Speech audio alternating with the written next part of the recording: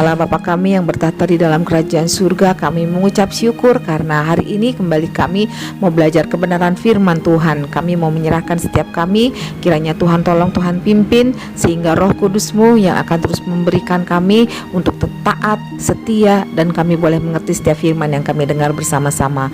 Kami serahkan ke dalam tangan kuasa-Mu Tuhan, kiranya Tuhan yang memberikan kemampuan kepada kami untuk kami mau dapat mengikuti dari awal sampai pada akhirnya. Terima kasih Tuhan Yesus, ampuni dosa dan kesalahan kami, hanya di dalam nama Tuhan Yesus kami sudah berdoa bersyukur, amin.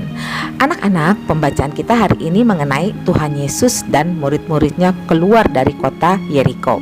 Nah, seperti biasa, pasti orang-orang berbondong-bondong mengikuti Tuhan Yesus. Ada seorang pengemis dan matanya buta. Pengemis itu bernama Bartimeus, anak dari bapak Timeus. Sepanjang hari Bartimeus duduk di pinggir jalan. Bartimeus mengharapkan belas kasihan orang. Nah, kisah ini ditulis dalam Alkitab pada Injil Markus 10 ayat 46 sampai 52. Ayo anak-anak, nanti ayatnya dibaca di rumah ya. Saya akan membacakan ayat 52. Lalu kata Yesus kepadanya, "Pergilah, imanmu telah menyelamatkan engkau." Pada saat itu juga melihatlah ia. Lalu ia mengikuti Yesus dalam perjalanannya. Nah, anak-anak, Bartimeus mendengar bahwa Tuhan Yesus akan melewati di mana biasanya Bartimeus berada. Meskipun Bartimeus buta, Bartimeus sering mendengar cerita tentang Tuhan Yesus dengan kuasa Tuhan Yesus yang hebat. Nah, Bartimeus mulai berseru, "Yesus, anak Daud, kasihanilah aku." Bartimeus terus berteriak sehingga orang-orang yang berada di situ merasa terganggu. Karena apa? Karena teriakan Bartimeus yang memanggil-manggil Tuhan Yesus. Nah, orang-orang banyak itu tidak merasa kasihan terhadap Bartimeus. Malah ada yang menegur Bartimeus supaya diam. Anak-anak, tahu nggak apa yang dilakukan oleh Bartimeus? Bartimeus tidak diam. Bartimeus malah semakin kencang berseru, "Anak Daud, kasihanilah aku." Anak-anak, teriakan Bartimeus begitu kencang sehingga Tuhan Yesus mendengar teriakan Bartimeus. Lalu Tuhan Yesus berhenti dan berkata, "Panggillah dia." Wah, anak-anak, luar biasa sekali ya. Tuhan Yesus begitu peduli kepada Bartimeus, walaupun orang banyak tidak peduli. Lalu ada orang memanggil Bartimeus dan berkata, "Kuatkan hatimu, berdirilah, ia memanggil engkau." Nah, anak-anak, apakah kalian bisa membayangkan betapa senangnya hati Bartimeus karena sudah didengar oleh Tuhan Yesus? Bartimeus pun melepaskan jubahnya dan segera berdiri dan pergi kepada Tuhan Yesus.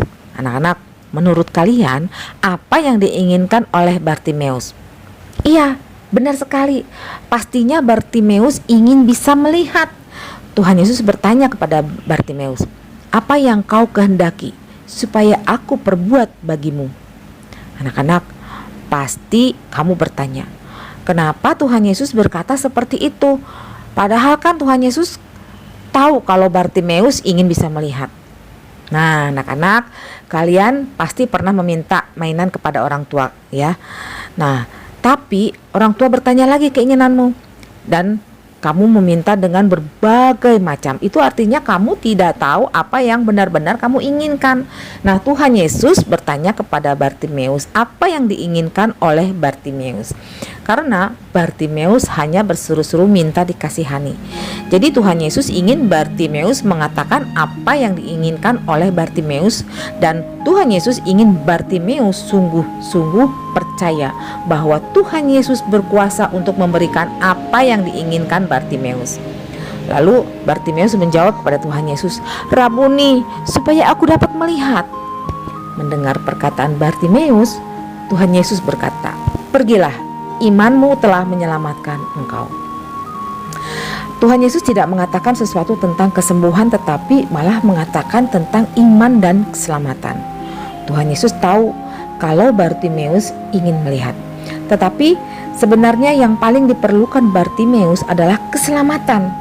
Karena kalau seseorang memiliki kesempurnaan dalam tubuhnya tetapi tidak memperoleh keselamatan, semua yang dimilikinya itu sia-sia. Nah, oleh sebab itu Tuhan Yesus memberikan kesembuhan dan keselamatan. Apa buktinya Bartimeus diberikan keduanya? Buktinya adalah pada saat itu juga Bartimeus bisa melihat dan mengikuti Tuhan Yesus dalam perjalanannya. Bartimeus tidak menjadi pengemis lagi, tetapi menjadi pengikut Tuhan Yesus. Nah anak-anak, begitu juga dengan kalian termasuk saya. Tuhan Yesus akan memberikan apa yang diinginkan oleh hati kita. Terlebih lagi yang benar-benar kamu dan saya butuhkan, yaitu keselamatan.